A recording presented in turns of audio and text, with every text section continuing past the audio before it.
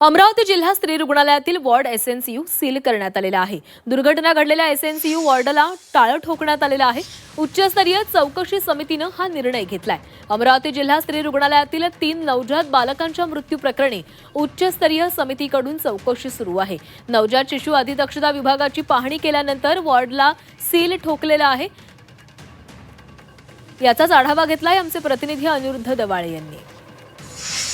जिल्हा स्त्री रुग्णालयात व्हेंटिलेटरचा स्फोट होऊन 3 बालकांचा जो आहे तो दुर्दैवी मृत्यू झालेला आहे आणि त्यामुळे आता या संपूर्ण प्रकाराची जी आहे ती कसून चौकशी 7 समितीय सदस्यांकडून सुरू करण्यात आलेली आहे। मी सध्या या वॉर्डासमोर आहे, ज्या ठिकाणी हा स्फोट झालेला होता व्हेंटिलेटरचा। त्या ठिकाणी आता 11 अधिकाऱ्यांच्या सहीनिशी हा वॉर्ड जो आहे तो सील करण्यात आलेला आहे।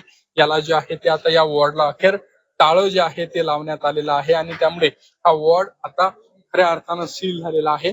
त्यामुळे आता ही 7 सदस्यीय समिती नेमका काय आता अहवाल देते आणि याच्यातून नेमकी दोषींवर काय कारवाई केली जाते याकडे आता सध्या सर्वांचं लक्ष लागलेलं आहे। त्यामुळे हा संपूर्ण प्रकार ज्या वॉर्ड मध्ये घडलेला आहे त्या वॉर्डला आता टाळं लागल्याचं पाहायला मिळत आहे। व्हिडिओ जर्नलिस्ट सागर तायडेसह मी अनिरुद्ध दवाडे, झी मीडिया, अमरावती।